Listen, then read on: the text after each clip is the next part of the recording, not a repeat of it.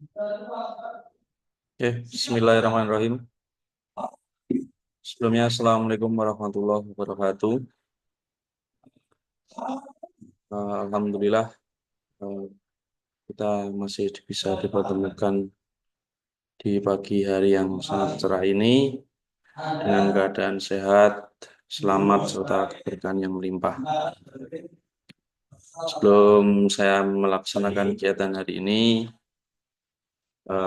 selamat pagi, selamat malam, dan selamat siang untuk khususnya Bapak Sena Mahendra selaku dosen pengampu mata kuliah motor bakar serta teman-teman mahasiswa Universitas Sifat dan juga penonton yang saya banggakan dan saya cintai.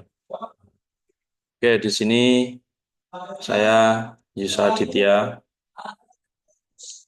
akan memberikan informasi atau sedikit menjelaskan atau mereview tentang laporan yang sudah ditugaskan oleh Bapak Sena Mahendra sebagai bahan untuk memenuhi tugas ujian tengah semester. Jadi pada kesempatan ini saya akan menyampaikan beberapa poin-poin penting dalam laporan saya yang berjudul eh, analisa kinerja motor 4 langkah dan evaluasi siklus termodinamika. Oke, saya akan membagikan eh, slide materi laporan saya.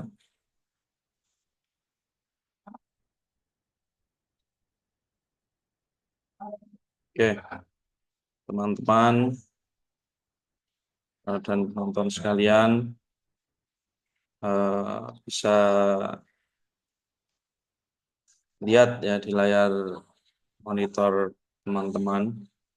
Di sini judul laporan saya adalah analisis kerja motor 4 langkah dan evaluasi siklus termodinamika.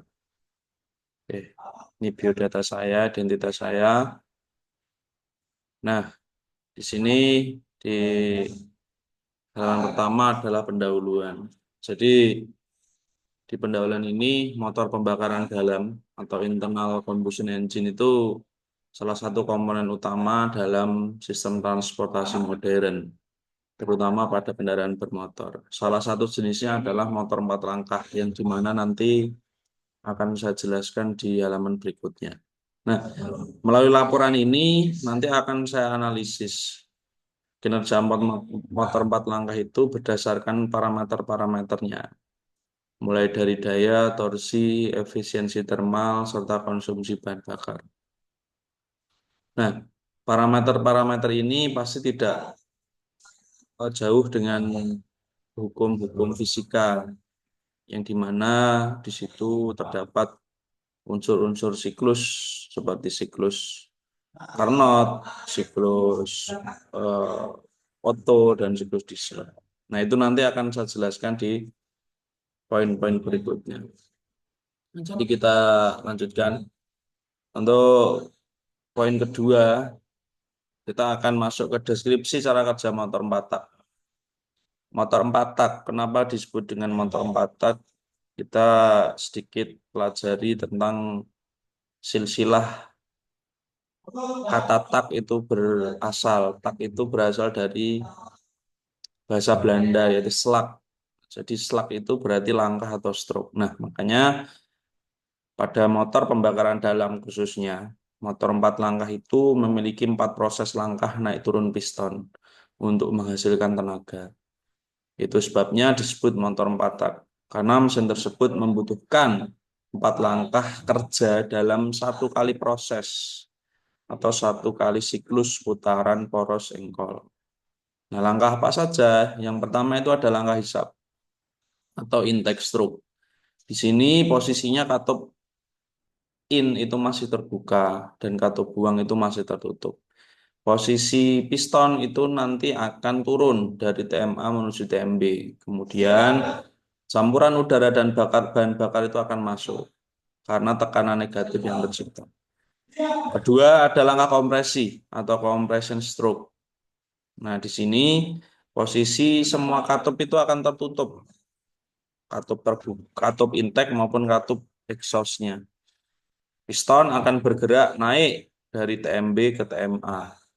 Campuran udara dan bahan bakar akan dikompresi, meningkatkan suhu dan tekanan. Nah, saat suhu dan tekanan ini meningkat, selanjutnya yang terjadi adalah langkah usaha atau tenaga atau power stroke atau ledakan atau combustion, di mana semua katup itu masih tertutup.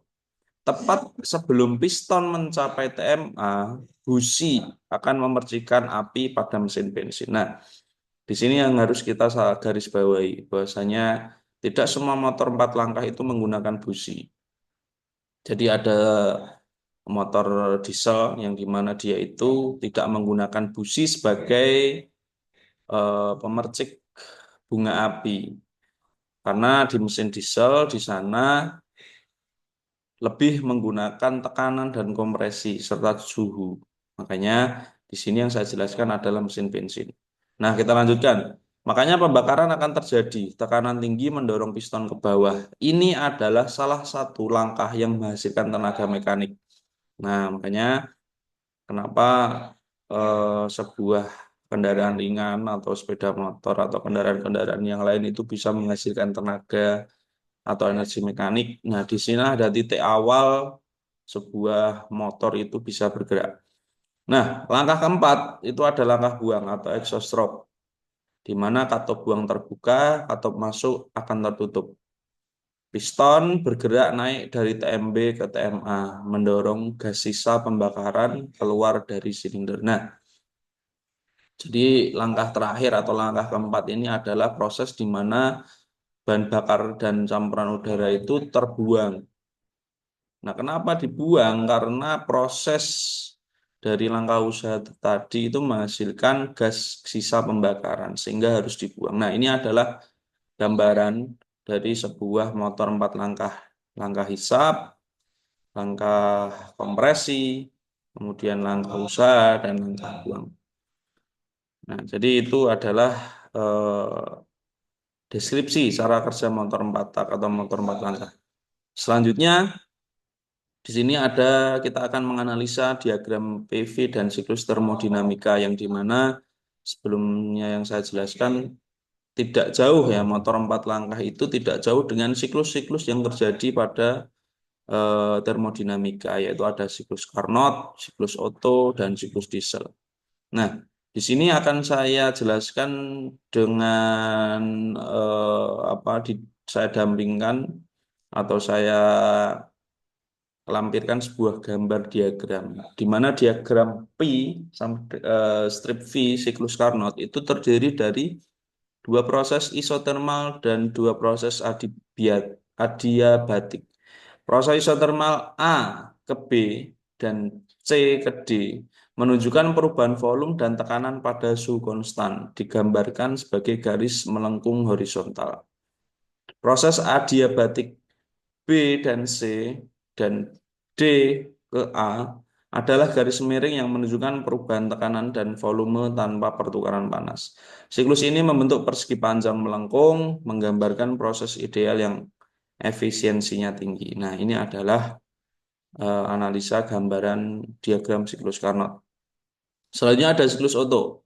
Nah, kita nanti akan melihat apa yang diterapkan, siklus apa yang diterapkan pada motor 4 langkah. Nah, pada siklus Otto ini, diagram V strip V siklus Otto itu terdiri proses kompresi adiabatik, pembakaran isotermal, ekspansi adiabatik, dan buang panas. Garis proses kompresi dan ekspansi adalah garis miring adiabatik, sedangkan proses pembakaran dan buang panasnya biasanya digambarkan sebagai garis horizontal. Diagram berbentuk seperti lingkaran tertutup dengan proses yang saling berurutan menunjukkan siklus mesin pembakaran dalam. Nah, inilah siklus yang digunakan pada motor 4 langkah khususnya bensin.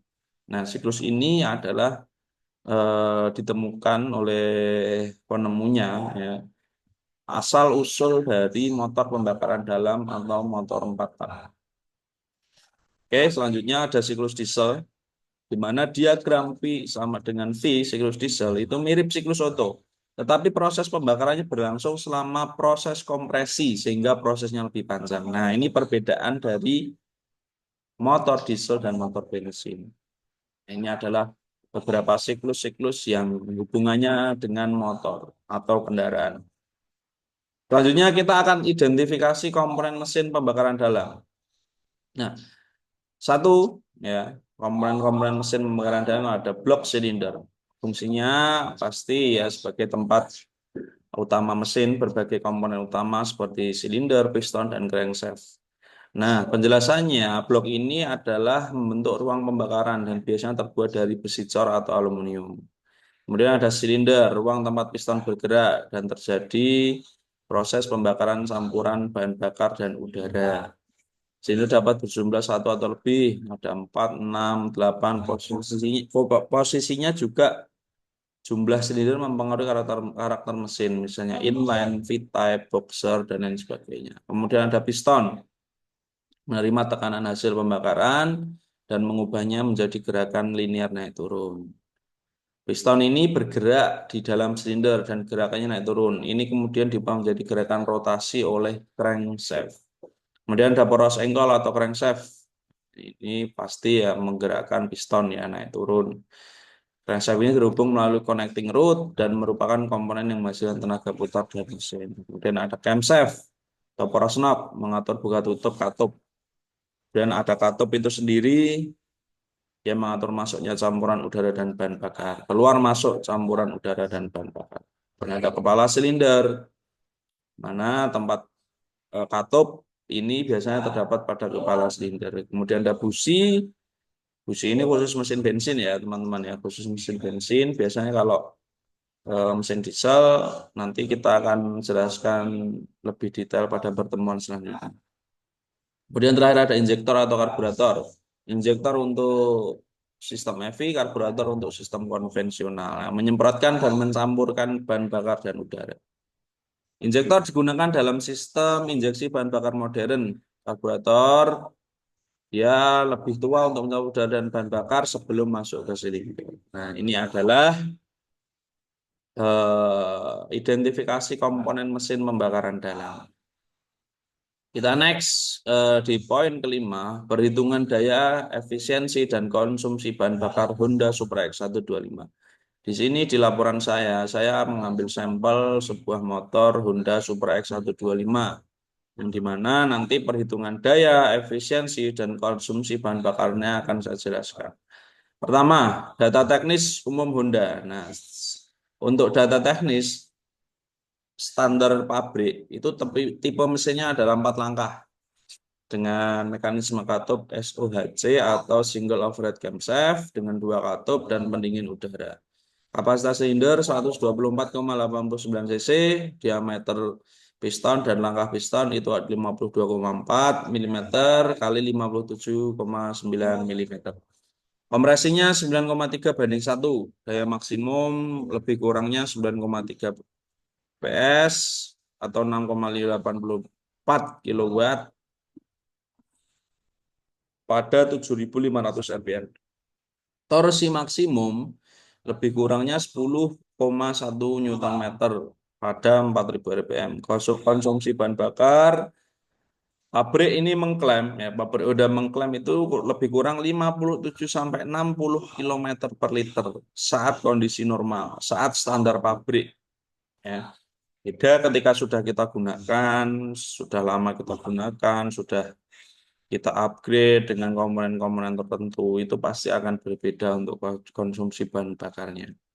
Kemudian jenis bahan bakar, itu bensin, RON 90 atau lebih. Selanjutnya perhitungan dasar, daya output mesin maksimum dari data 9,3 PS atau 6,84 kW. Ini adalah daya output puncak mesin atau brake power. Torsinya 4.000 rpm itu dari spesifikasi ya. Kita konversi RPM ke daya. Ya, dengan rumus ini, torsi 10,1 Nm per 4.000 rpm itu menghasilkan daya sekitar 4,23 kW. Nah, efisiensi thermal teoritisnya dengan rumus tersebut Asumsinya adalah konsumsi bahan bakar itu bisa mencapai 60 km per liter, kecepatan konstan 60 km per jam, sampai 1 liter per jam, LHV bensinnya 44 mc atau per kilogram, massa jenis bensin 0,74 kg per liter. Nah, nilai ini terlalu tinggi untuk mesin bensin karena efisiensi thermal umumnya itu mesin bensin adalah 25-30%. Maka konsumsi 1 liter per jam itu terlalu irit. Ya, makanya kita revisi konsumsi real world kira-kira 2 liter per jam itu adalah 0,00041 kilogram per second. Nah, makanya P input dikurangi hasil dari revisi ini, dia menghasilkan 18,04 kilowatt. Nah, makanya estimasi konsumsi bahan bakar pada 1000 rpm selama 30 menit itu adalah 0,25 liter. Nah, teman-teman yang mungkin memiliki motor Supra 125,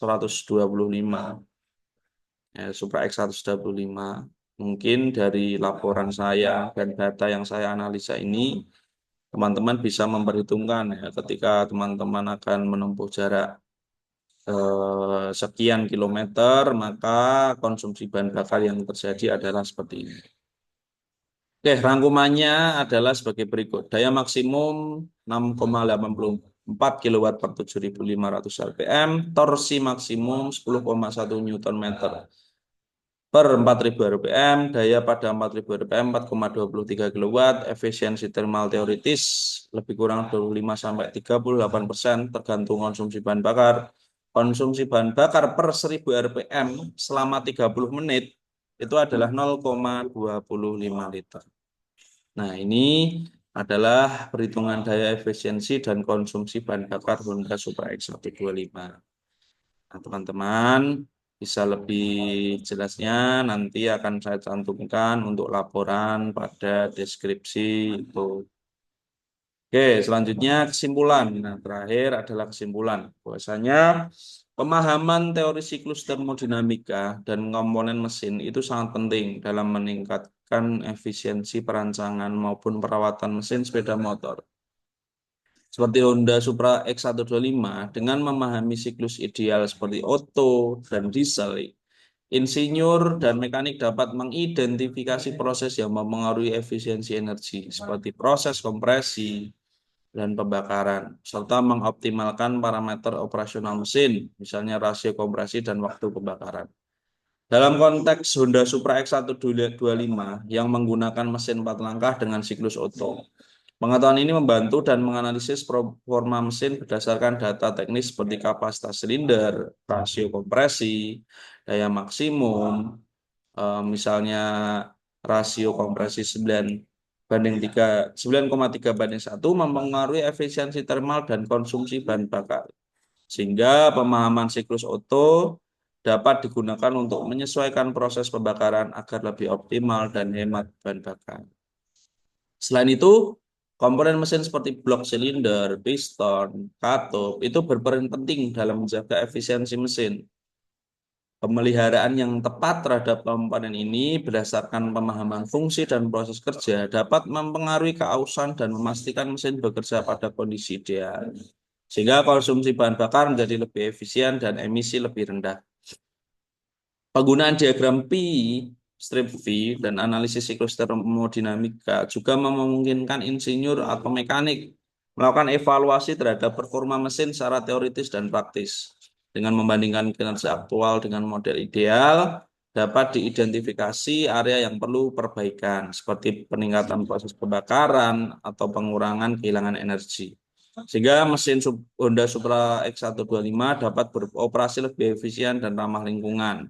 Secara keseluruhan, pemahaman mendalam tentang teori siklus termodinamika dan komponen mesin memungkinkan perancangan mesin yang lebih efisien dan perawatan yang tepat, yang pada akhirnya meningkatkan performa, mengurangi konsumsi bahan bakar, dan menurunkan emisi gas buang. Nah, jadi dari beberapa analisa yang sudah saya jelaskan, kita bisa menyimpulkan banyak, ya, bahwasanya semua itu saling terhubung dan saling terkait, karena sebuah mesin kendaraan ringan maupun sepeda motor.